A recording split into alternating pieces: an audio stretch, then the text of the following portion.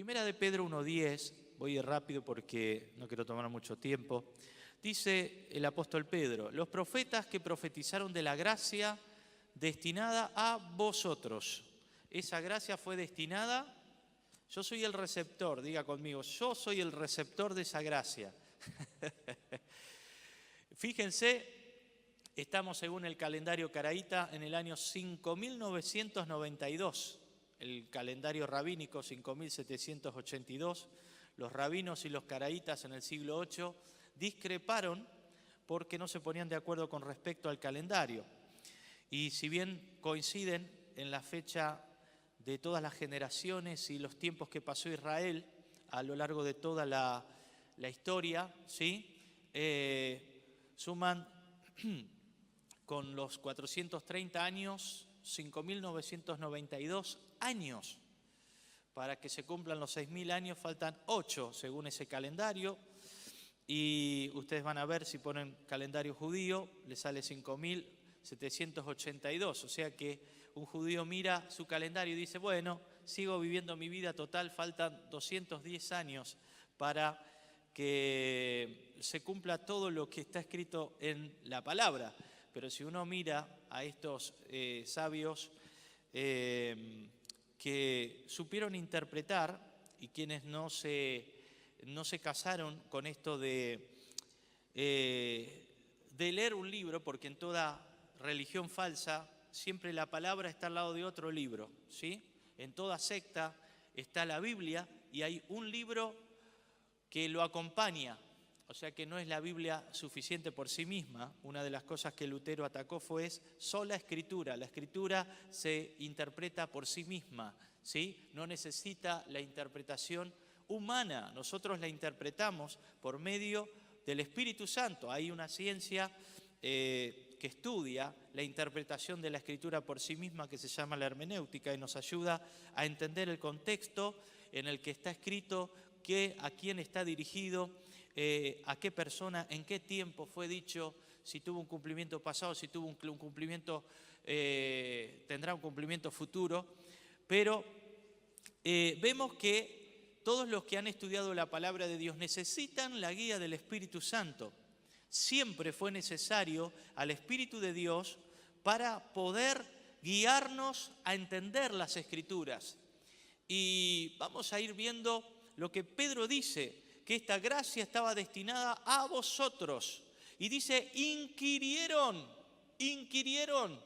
Ellos no es que daban una lecturita así por arribita, sino que buscaban en la palabra, porque querían saber quiénes eran los receptores de esta gracia. No lo pudieron ver, pero dice que ellos inquirieron, diligentemente indagaron acerca de esta salvación.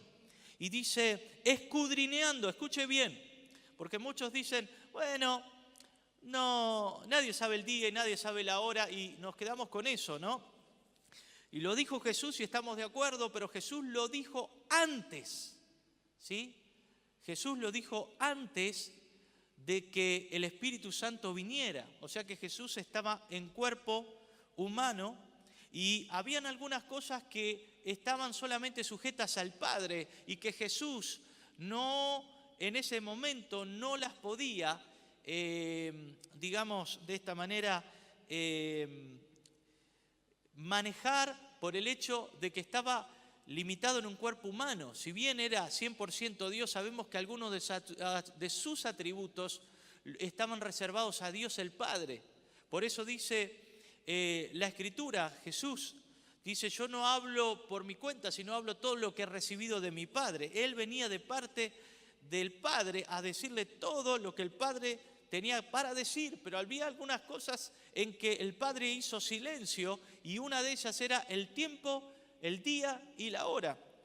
El día y la hora en que el Señor va a revelarse, dice, nadie lo sabe, pero en ese momento el Espíritu Santo no había sido revelado.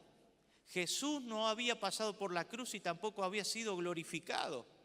Y fíjense que si nosotros vamos a Apocalipsis capítulo 1, versículo 1,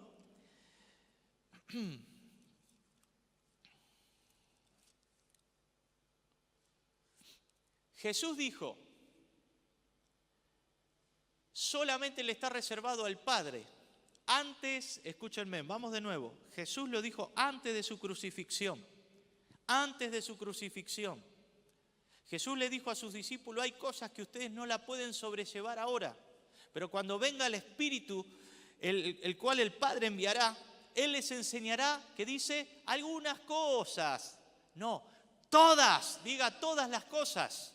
El Espíritu Santo nos va a guiar a toda verdad, a todas las cosas. Inclusive a los apóstoles se les reveló, como al apóstol Pablo, un misterio, un misterio que fue revelado. Impresionante. Cuando el Espíritu viene en la fiesta de Pentecostés, 50 días después de la resurrección del Señor Jesús, viene el Pentecostés, ellos reciben el Espíritu Santo y ahí empieza Dios a revelarles cosas que antes ellos no la iban a poder sobrellevar en su humanidad y sin la ayuda y la persona del Espíritu Santo. Pero Jesús muere, resucita. A los 10 días de su resurrección asciende a los cielos y se va y se sienta a la diestra de Dios el Padre, dice el apóstol Pablo. Y dice la revelación de Jesucristo. ¿Revelación de quién es esta revelación? De Jesucristo. Fíjese, el Padre, ¿qué hace? Cuando Jesús llega al cielo, revela las cosas a Jesucristo. Dice que Dios le dio, o sea, ¿quién le revela al Hijo? El Padre. Que Dios le dio, Dios el Padre, le da la revelación al Hijo. ¿Y para qué le da esta revelación? Para manifestar a sus siervos las cosas que deben suceder pronto.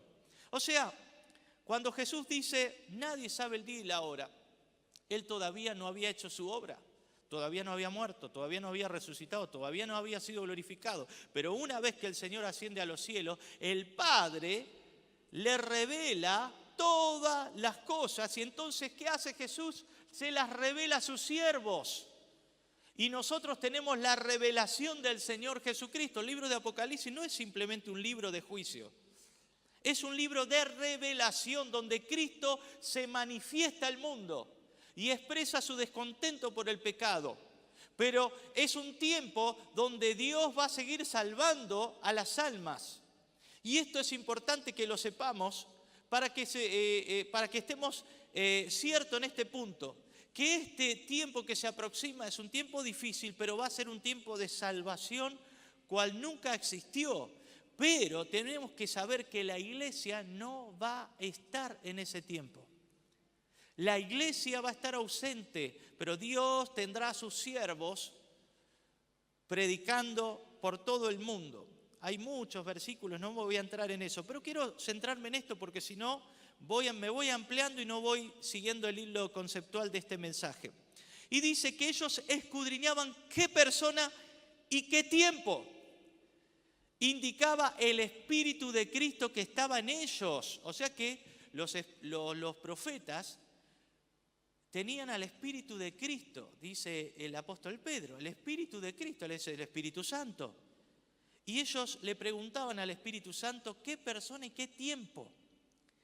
Y dice que estaba en ellos, el cual anunciaba de antemano los sufrimientos de Cristo y las glorias que vendrían tras ellos. Claro, imagínense Isaías, 700 años antes, indagaba en el Espíritu. Él buscaba en oración a Dios y Dios le trae una revelación como la de Isaías 53, donde le muestra todo lo que iba a pasar con el Cordero.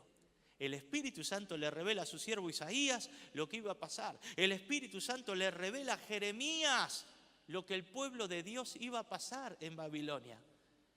¿Cuánto más nosotros tenemos que estar inquiriendo e indagando? Yo nunca pongo fechas para el tiempo del Señor Jesucristo. Pero aquí nos damos cuenta que no es un pecado buscar el tiempo e entender. Vamos a seguir para que ustedes tengan el punto de lo que hoy quiero llegar y hablarles. A todos los jóvenes, adolescentes, porque ustedes necesitan crecer, ustedes necesitan entender esto. Porque si ustedes no están velando, ustedes no están orando, se van a dormir como se durmió Pedro. Y Pedro se durmió en el huerto con todos sus compañeros. En la hora de la prueba estaban durmiendo. Por eso cuando vino la tentación, Pedro negó a Jesús 3 veces. Y si nosotros en este tiempo no estamos velando, nos va a pasar lo mismo. Vamos a negar a Jesús porque no vamos a estar a la altura de la situación. Pero si nosotros hacemos, dice, sed pues sobrios, dice el apóstol Pedro, y velad, porque vuestro adversario, el diablo, anda como león rugiente alrededor, buscando a quien devorar.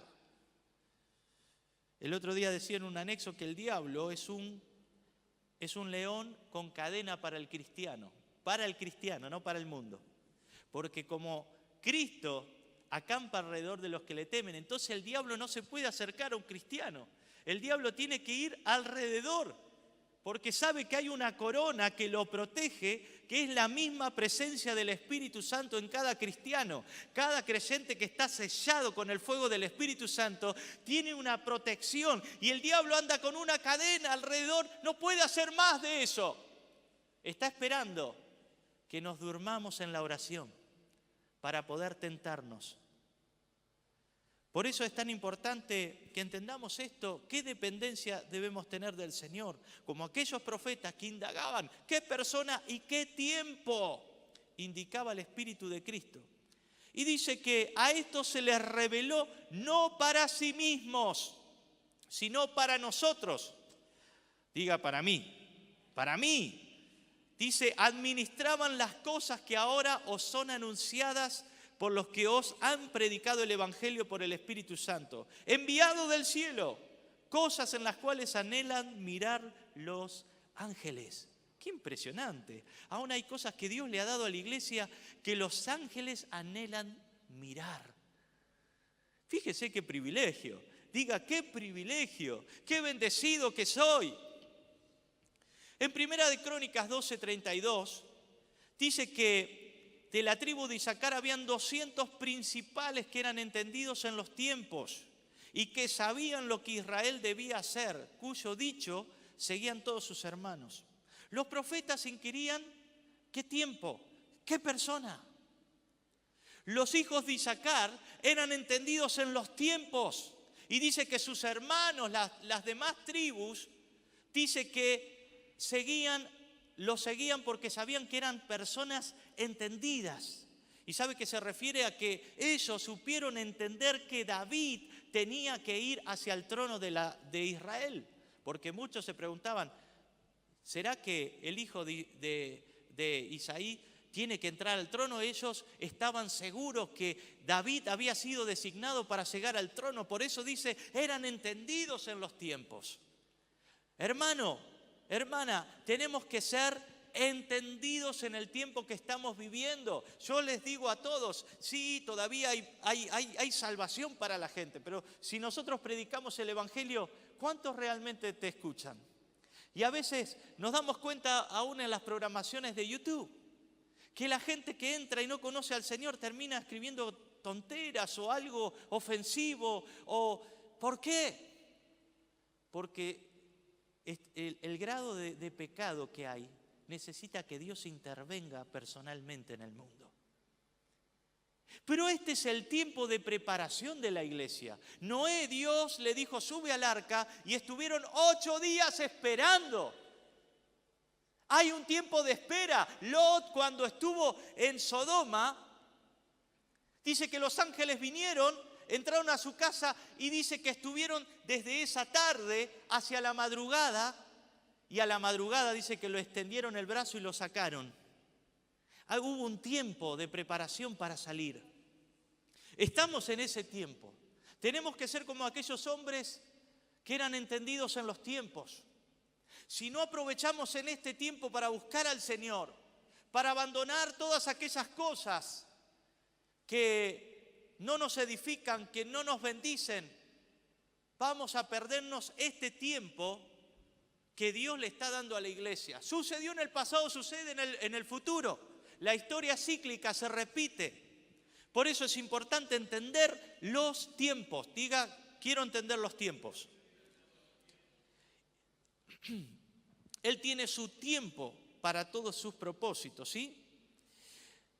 Dice en Eclesiastés 3:1, todo tiene su tiempo y todo lo que se quiere debajo del cielo tiene su hora. Creo que me traían 2T, a derecha y izquierda. Esos son servidores, ¿eh? Señor los bendiga. Todo tiene su tiempo. Fijémonos que en el reino de la naturaleza los árboles florecen ¿en qué fecha? ¿En qué estación del año? En la primavera. ¿Y qué dice el Señor con respecto a esto? Dice: de la higuera aprendé la parábola. La higuera es una representación de la nación de Israel. La vid es una representación de la iglesia, ¿sí? La higuera tiene dulzura, pero la vid tiene algo mejor, que es el gozo, es el poder del Espíritu. Nosotros tenemos al Espíritu Santo obrando en nosotros. Fíjense en Israel, allá en Ezequiel, capítulo 37. Todo un cuerpo, dice, se formó de repente por la profecía, pero que no habían ellos. El Espíritu. Y dice que Dios le habla y le dice: hijo de hombre, profetiza sobre esos huesos. Y dile: huesos vivan. Y dice que él empezó a subir tendones, carne, y fue todo una persona, pero dice que aún no había espíritu. Y le dice: ahora profetiza de los 4 vientos que reciba vida. Ellos son la higuera, tienen la dulzura de Dios, pero todavía están en ignorancia, porque no reconocieron el tiempo de su visitación. A los suyos vino y los suyos no le recibieron, mas a todos los que le recibieron, a los que creen en su nombre, les dio potestad de ser hechos hijos de Dios. ¿Cuántos dicen amén? ¡Gloria a Dios! Por eso tenemos esta revelación tan hermosa. De la higuera aprendé la parábola. El Señor habla de que cuando la higuera, dice que el fruto de la higuera florezca.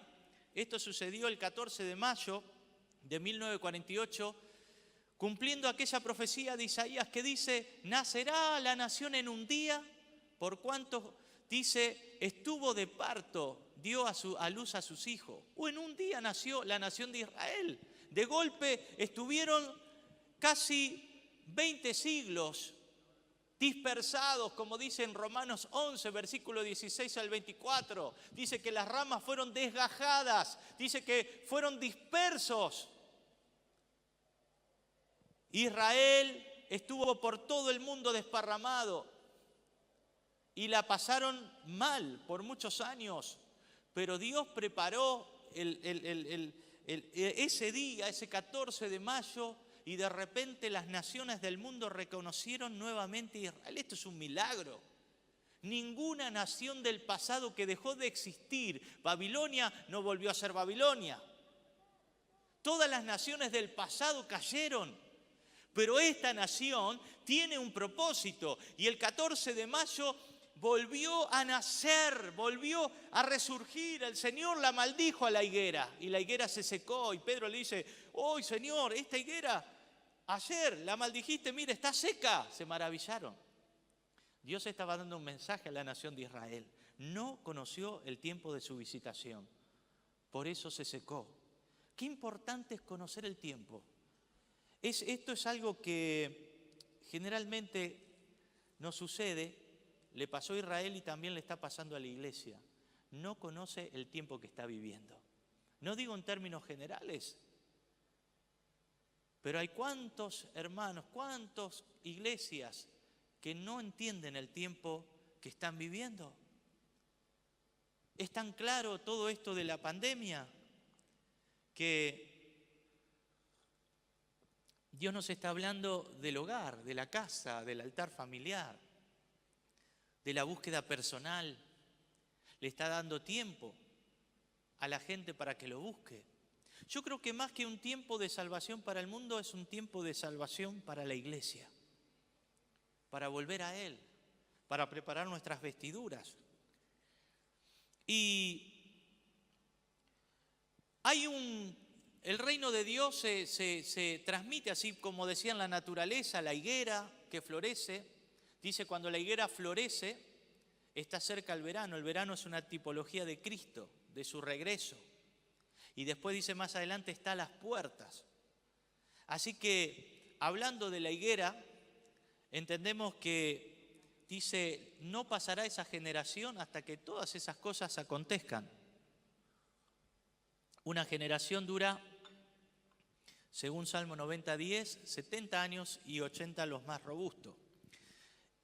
En este mayo se cumplen 73 años de la creación del Estado de Israel. Quedan 7 años para que se cumplan los 80, 2028. Tenemos que estar atentos, porque Israel es el reloj profético de Dios. Estos tiempos para Dios son tiempos de cambio, donde Dios tiene un propósito redentor con su pueblo. Este es un tiempo de preparación. En Isaías 12:18 dice, no os acordéis de las cosas pasadas ni traigáis a memoria las cosas antiguas. He aquí que yo hago cosa nueva, pronto saldrá a luz. ¿No la conoceréis? Otra vez abriré camino en el desierto y ríos en la soledad. Fíjese, dice, no traigan a memoria las cosas viejas.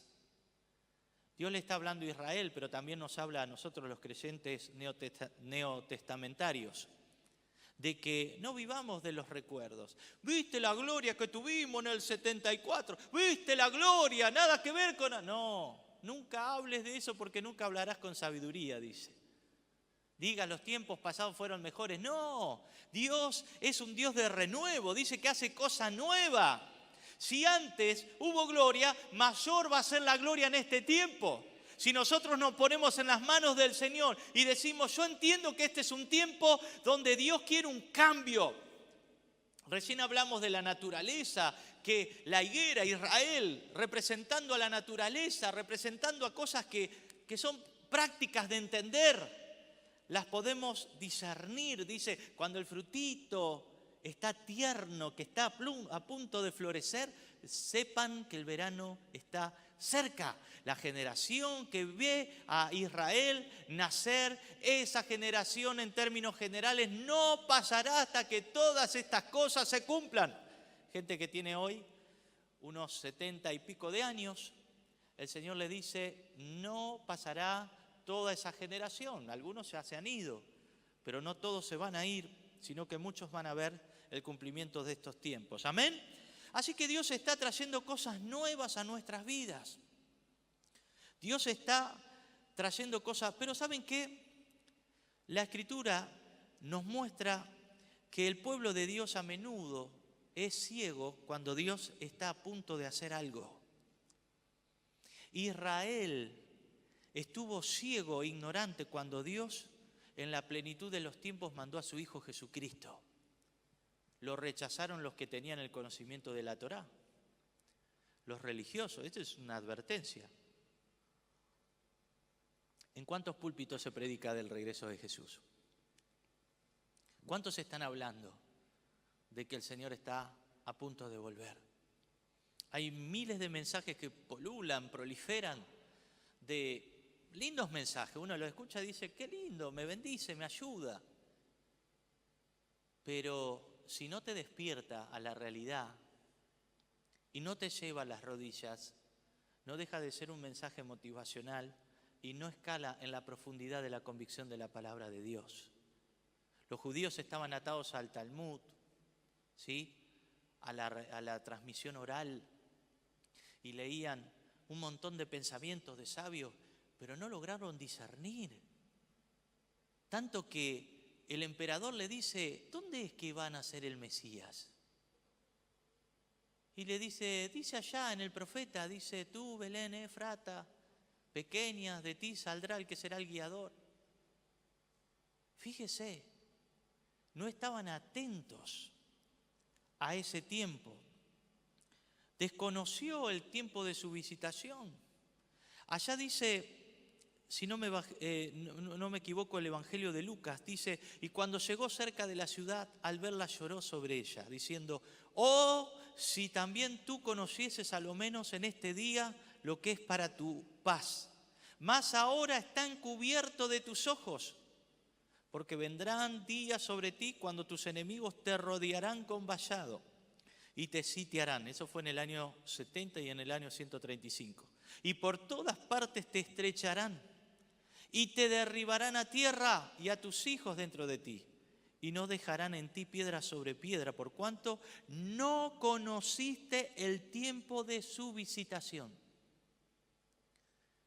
Yo digo, wow, ayúdame, Señor. Yo estuve esta madrugada pensando en esto y pasaban los minutos y pasaban las horas y no podía sacarme esta palabra. No conociste el tiempo de tu visitación.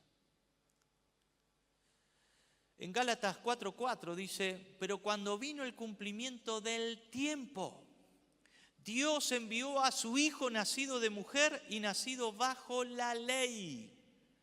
Fíjese que hay un cumplimiento de tiempo. No es que, no, nadie sabe el día y la hora y me relajo en eso. No. Es un texto que ha sido muy mal usado por muchos años.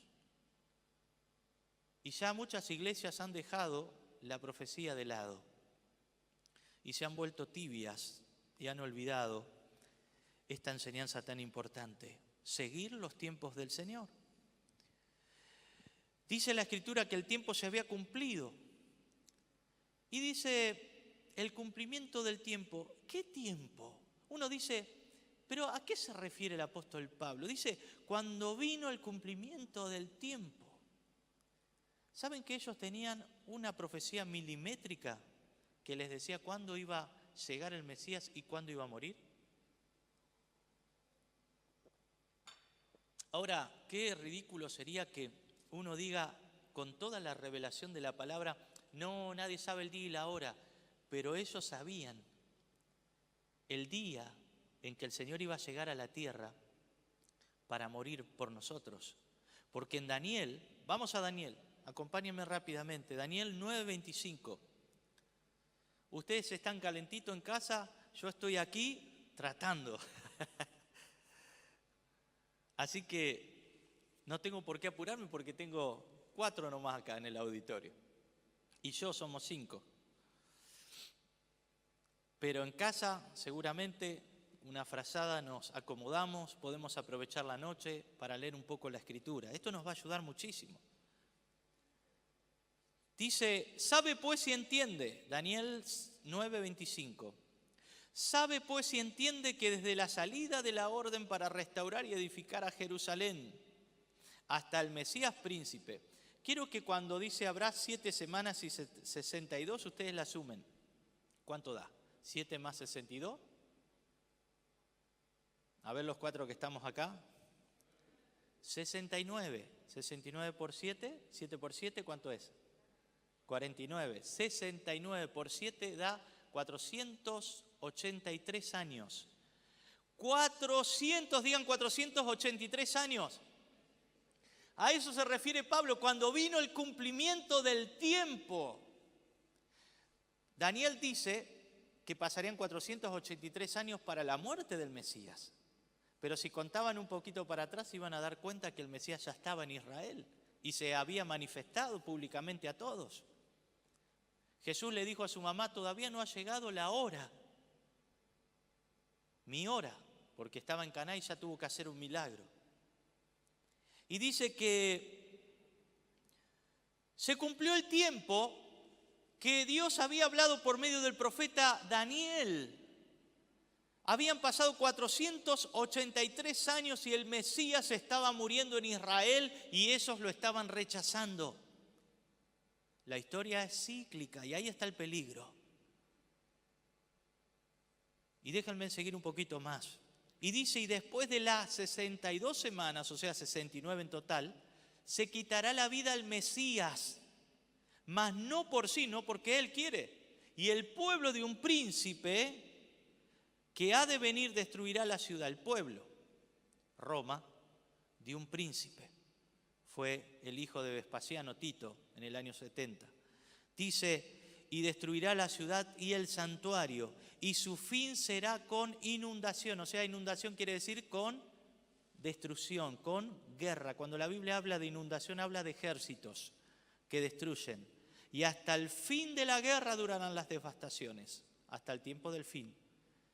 Dios utiliza al profeta Daniel para dar una profecía milimétrica. Les dice con lujos de detalle cuánto tiempo iba a pasar desde la salida para la reconstrucción. Si usted quiere saber cuándo fue esto, lean Nehemías, lean Esdras. Cuando Nehemías se presenta delante del rey y el rey le dice: ¿por qué tenés esa cara de lechuza vieja? Y no le dice así, le dice: ¿por qué está caído tu semblante? Esa es la interpretación, la versión Pablo Solís.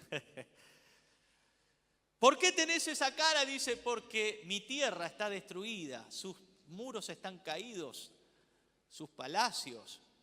Así que Nehemías recibe la orden del rey para volver y restaurar Jerusalén. Desde esa orden, desde que sale Nehemías para reconstruir, empezaba a contar el reloj, empezaba tic, tic, tic, empezar año por año. 483 años iban a pasar hasta la aparición del Cordero de Dios que quita el pecado del mundo. Cuando apareció Jesús, Juan dijo: he aquí el Cordero de Dios, ya lo presentó, que quita el pecado del mundo. ¡Qué tremendo! Juan lo presentó 3 años y medio antes de su muerte. Ya quedaban 3 años y medio para la cruz del Calvario. Tremendo. Fíjese que Dios es claro con los tiempos.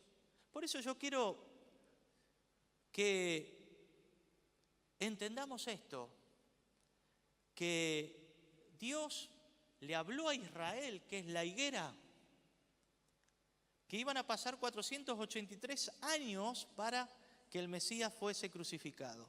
Lo dijo Daniel, el santo Daniel, el rey de los profetas le llaman. ¿Y saben qué? Se cumplió, fue literal. Ahora, la vid no tiene ni idea. ¿Cómo puede ser?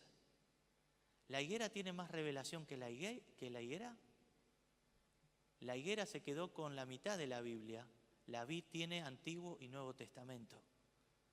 Y tiene toda la revelación de Dios que le dio a Jesucristo para revelar a sus siervos, dice Apocalipsis 1:1.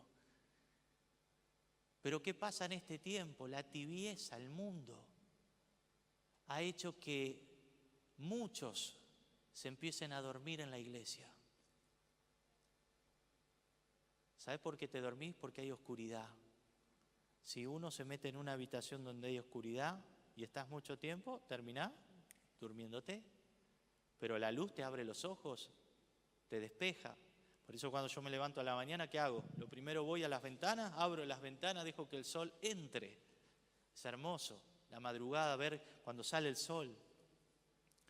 Nos mantiene despierto. Lámpara es a mis pies tu palabra. El cristiano que indaga, como empezamos hoy este mensaje, ellos indagaron, inquirieron. ¿En qué tiempo están esos cristianos? Hoy, ¿cuándo va a ser el momento? Empiezan a leer la palabra, y la revelación empieza a venir, la revelación empieza a venir. Pero cristiano que no está velando, Apocalipsis 3:3, pues si no velas, vendré sobre ti como ladrón y no sabrás a qué hora habré de venir sobre ti. La iglesia de Sardis, iglesia protestante, en su mayoría se queda en el día del rapto, porque dejaron de predicar el regreso del Señor Jesucristo, dejaron de predicar las profecías y se durmieron en términos generales. Dice, solamente hay un grupito, dice, que andarán conmigo en ropas blancas. La iglesia de la Odisea, la iglesia del fin, es la más ignorante de todas, la que menos Biblia tiene. Por eso le dices, tienes riquezas, posmodernismo. Es una iglesia bendecida, pero ¿saben qué? La bendición se transformó en el Dios y abandonaron al Dios de la bendición. Y dice Tú dices, soy rico y no tengo necesidad de nada, pero yo te digo que eres desventurado y estás desnudo. Eres miserable, desnudo, miserable, y siguen los adjetivos que Jesús le da. Miserables, ¿saben por qué? Porque no tienen la riqueza. Pueden tener dinero, pero no tienen la riqueza del Espíritu Santo y de la palabra de Dios. Para Dios, un cristiano rico es aquel que tiene su palabra. Salmo 138:2, has puesto por encima de todas las cosas tu palabra. Aquel que ama la palabra de Dios, aquel que come el rollo, como le dijo al profeta Dios, cómete el rollo. Y dice que fue rico. Cuando nosotros empezamos a indagar, a empezar a estudiar la palabra, ¿qué puedo hacer para crecer? ¿Qué puedo hacer para aprender más la Escritura? Bueno, únase al grupo del CEVIP, empieza a estudiar la palabra.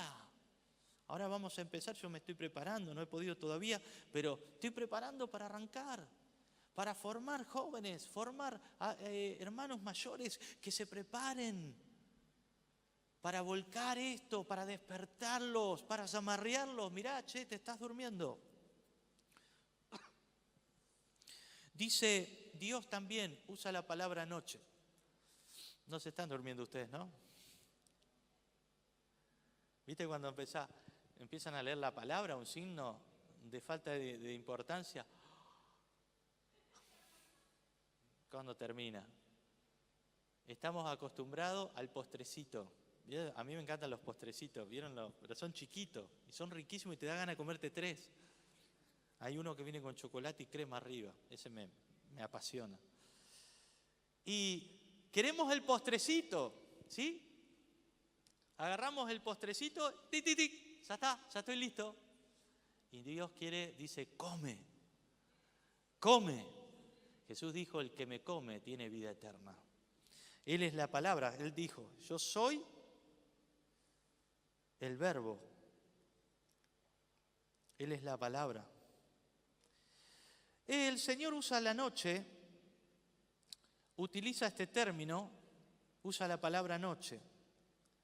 Y como el mundo no conoce a Dios,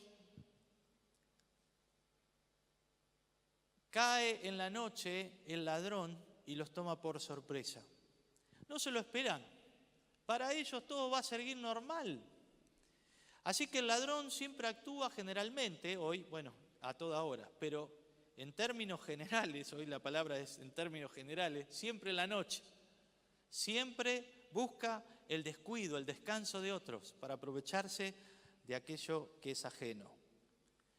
Y Jesús usa el término noche para referirse al tiempo de sus juicios, donde nadie podrá trabajar. Quiero que me acompañen a Juan 9:4. Juan 9:4. Hoy, ténganme paciencia, pero siento que tengo que compartir esta palabra. Después la pueden repasar, volverla a ver en YouTube. Juan 9:4.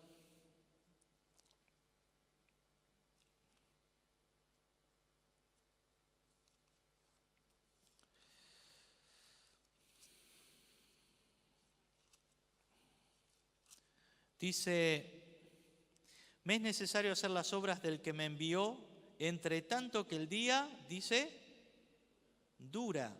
La noche viene, dice, cuando nadie puede trabajar. Va a haber un momento en que ya la gente no va a poder trabajar porque Dios interrumpe todo. Interrumpe todo. Ahora lo vamos a ver. Dios interviene y ahora nos dio desde el año pasado hasta ahora un tiempo. Uno puede decir, bueno, pero Dios no creo que mande el coronavirus. Yo no sé si Dios lo mandó, pero estoy seguro que lo permitió, sí, porque si no, no estaríamos acá en esta cuestión. Dios lo permitió, y si está es porque lo permitió, porque está en la voluntad permisiva de Dios. ¿Pero por qué, Señor? ¿Por qué? No lo sé, no tengo todas las respuestas, pero sé que Dios es soberano y que está en control de todas las cosas. ¿Cuántos dicen amén? Vamos, eso, el apoyo de allá atrás. Y dice que viene una hora en que nadie puede trabajar. Apocalipsis 8:1. Es el último sello, el sello número 7. Y cuando se desata, cuando Jesús desata el último sello, hay en el cielo silencio por media hora. Y si en el cielo, escúchenme, que están adorando todo el tiempo, bueno, no existe el tiempo, pero no sé cómo podríamos decirlo, si no existe el tiempo, están adorando siempre. Y siempre, ¿cómo se puede definir en términos donde no existe el tiempo? Se adora. Y se me complica el lenguaje humano porque no sabemos cómo expresar las cosas eternas. Pero se adora todo el tiempo.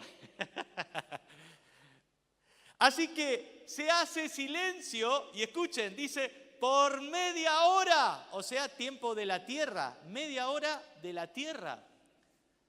¿Saben qué? En la eternidad yo creo que nunca el cielo dejó de adorar. ¿Se imaginan los serafines que se quedan quietitos, que son los ministros, ¿sabe qué significa serafín? Es ministro de fuego. Son ángeles de fuego, dice que tienen 6 alas. Y cuando se presentan delante de Dios y van pasando delante de Él, cubren con 2 alas, cubren su rostro. Porque el rostro de Dios es tan tremendo que ni los ángeles de fuego pueden atreverse a mirarlo a la cara así. Y con 2 alas vuelan y con 2 cubren sus pies. ¿Saben qué significa esto? Humildad, se humillan delante de Dios. ¡Wow! ¿Y cuántas veces venimos? ¡Señor!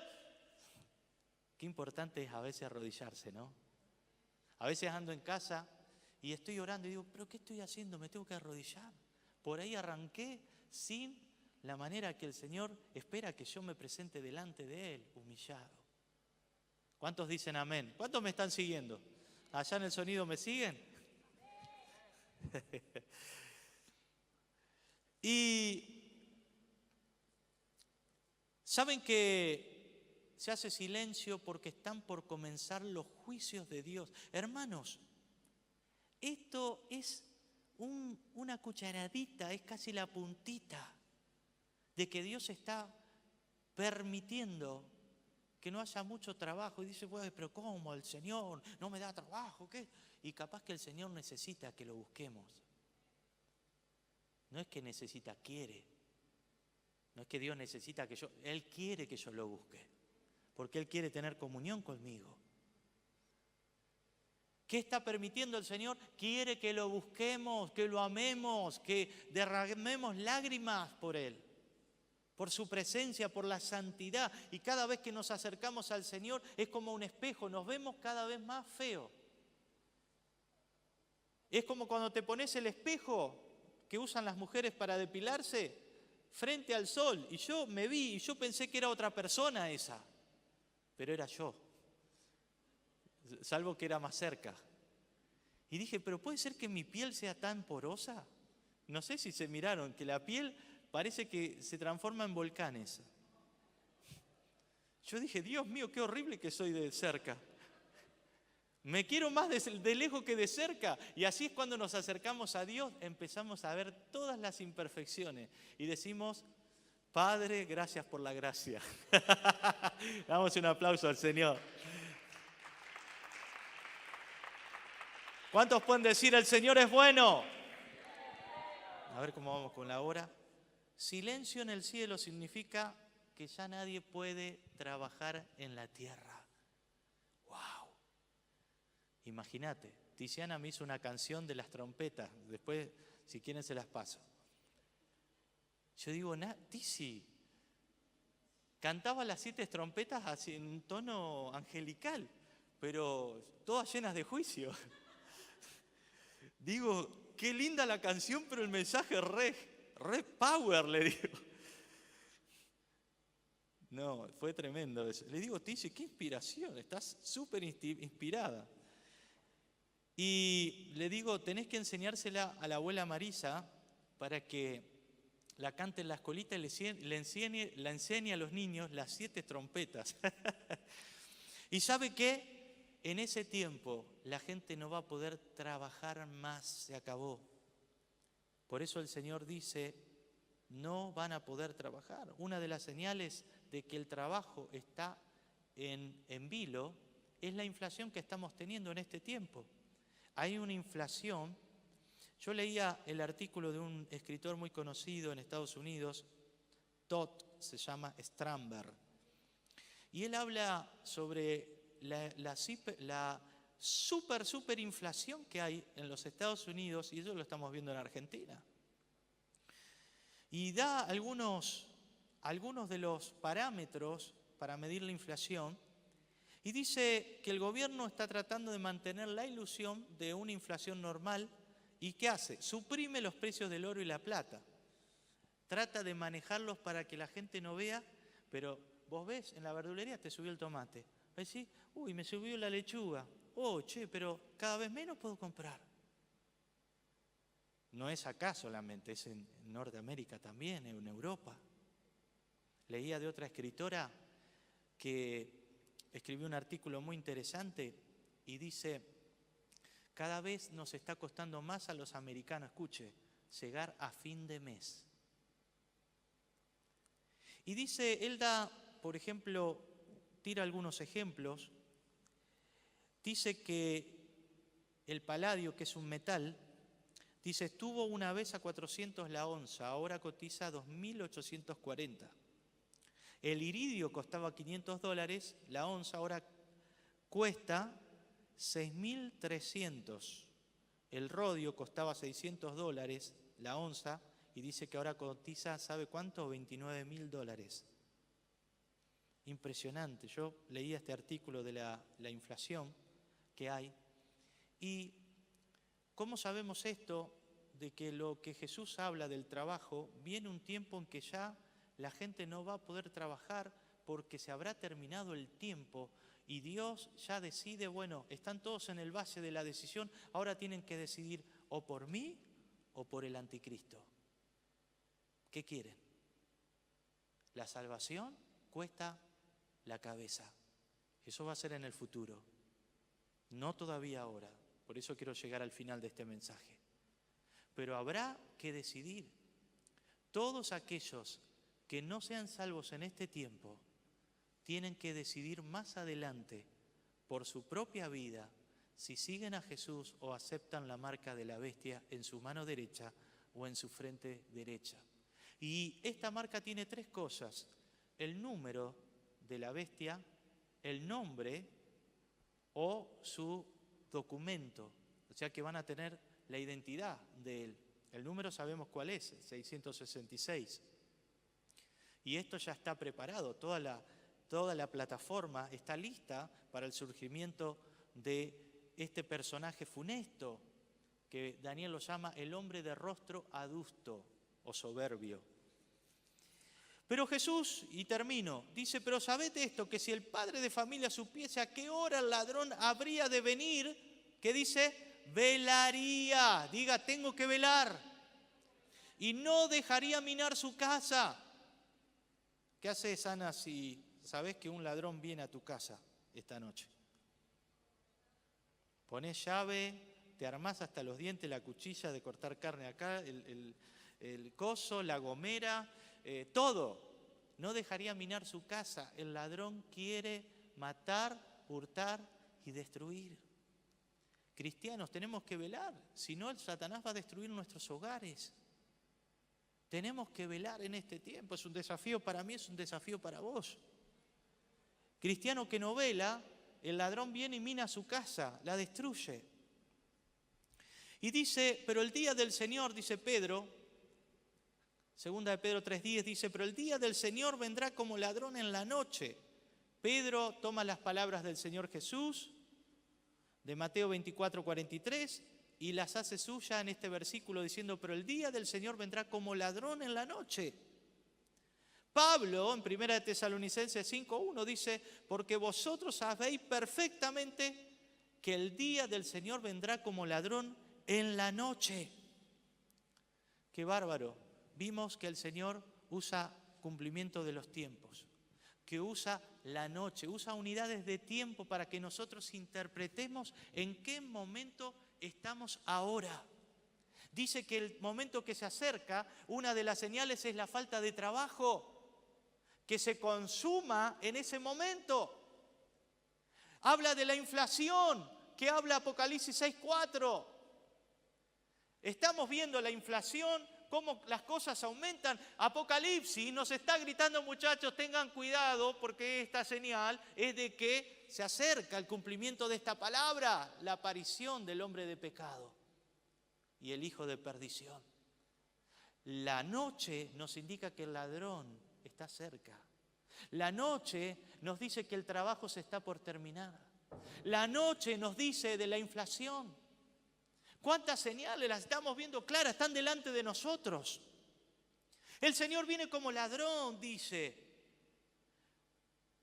Pero, dice Pablo, hermanos, versículo 4 de 1 Tesalonicenses 5:4, dice, hermanos, hermanitos, míralo al que está al lado, a tu esposa, tu esposo, tu hijo, tu hija.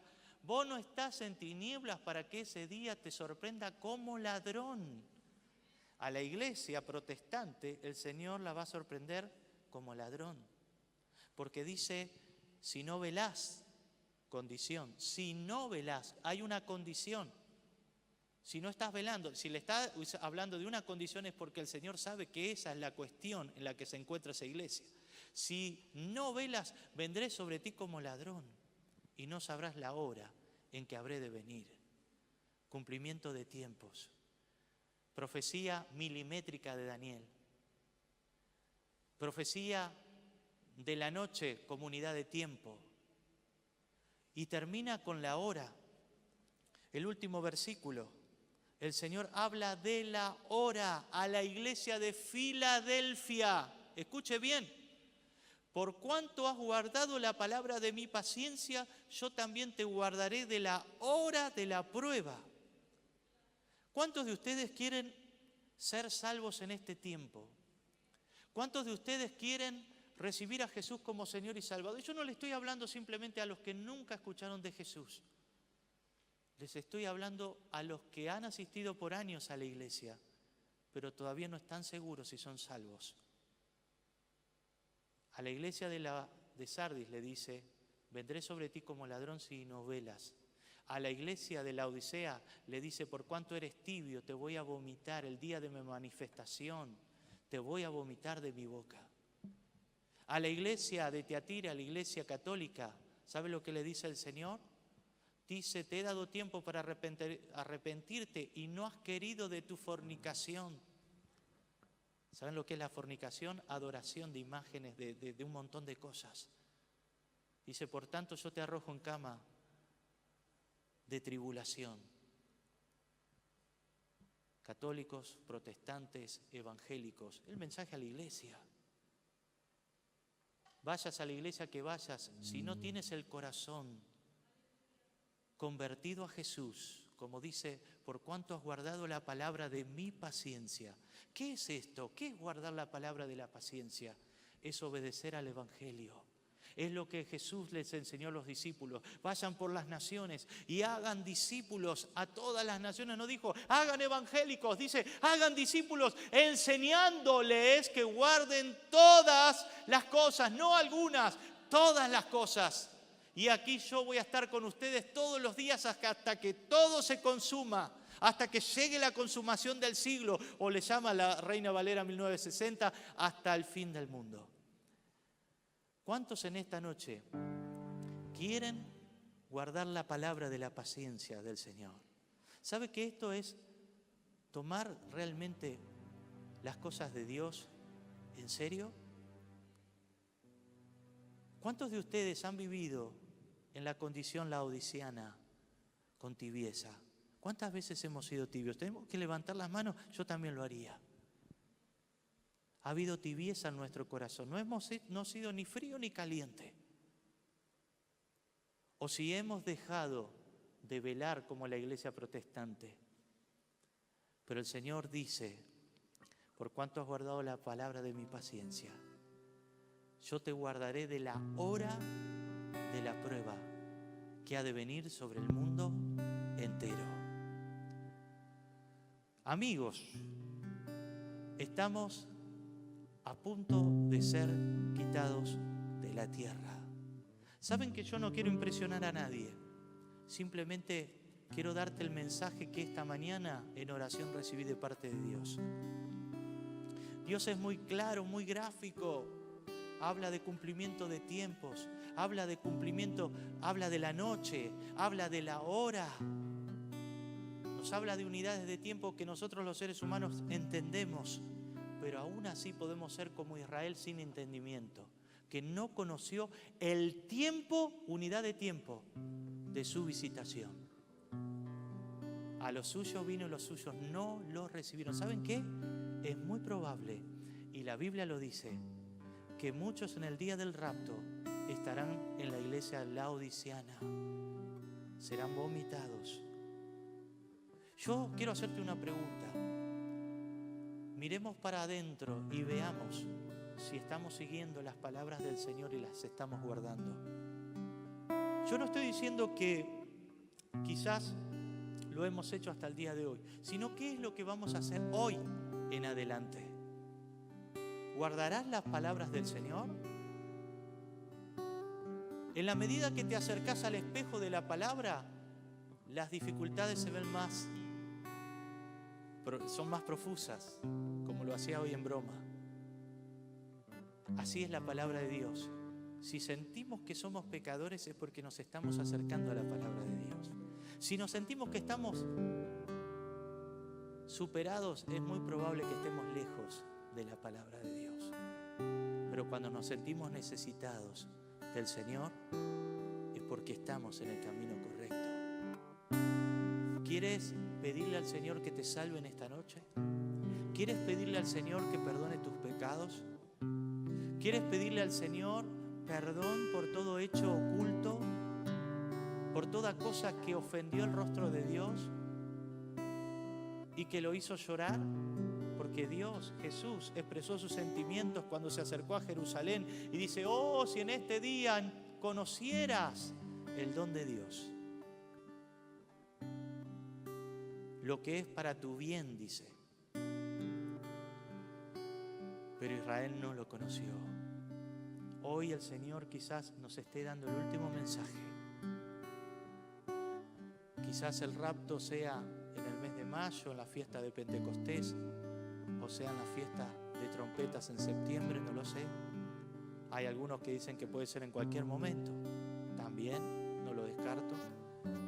Pero si el Señor te llamara por otra cosa a su presencia, o te encontraras en una situación en que podrías estar entre la vida y la muerte, vemos que muchos vecinos se van, hermanos se están yendo. Y yo pensaba hoy en la madrugada: Señor, si me tocara, quiero estar listo, quiero estar preparado. Si te tocara, qué bueno sería que estés listo, porque la vida y la muerte es así, todos los días. No tenemos el papel firmado, es cuando Dios quiere.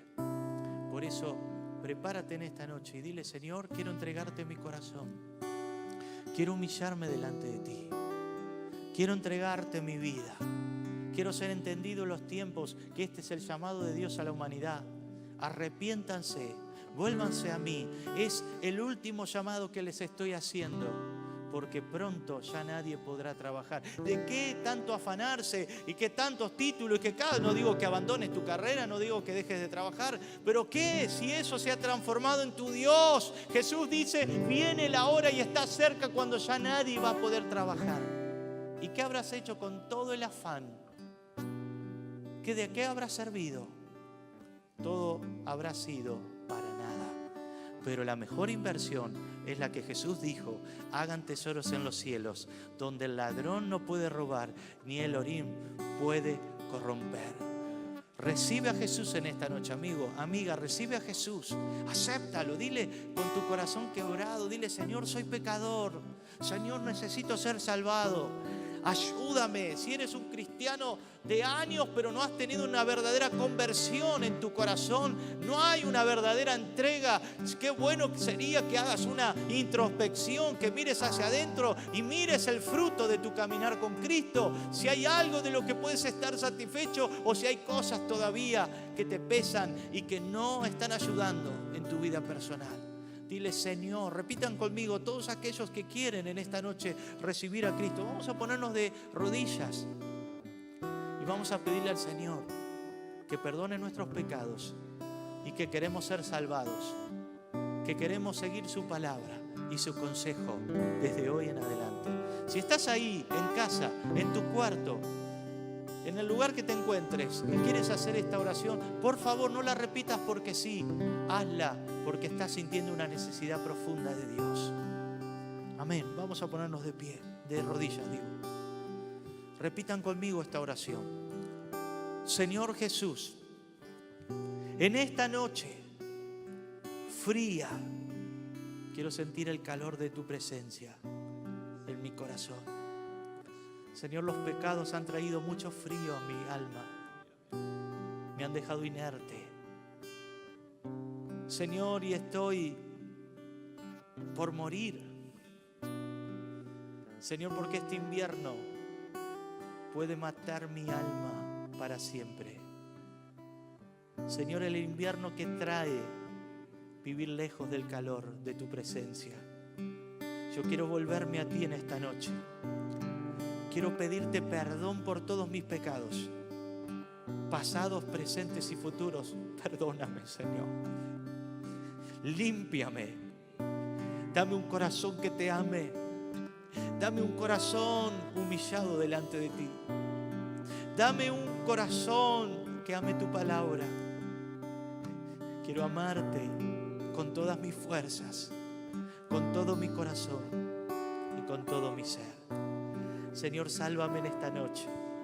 Yo reconozco que soy un pecador, lo reconozco que soy pecador. Y pido que tu bendita sangre limpie todos mis pecados, todas mis iniquidades. Y en esta noche quiero sentir el gozo de la salvación. Gracias, Señor, por hacerlo posible. Gracias, Señor, por salvarme en esta noche. Yo quiero ser tu amigo y hacer todo lo que tú mandes.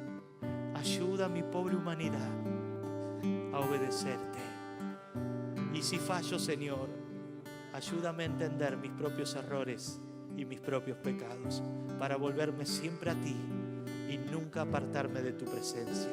En el nombre del Padre, del Hijo y del Espíritu Santo. Amén, amén y amén. Damos un fuerte aplauso al Señor. Gloria a Dios.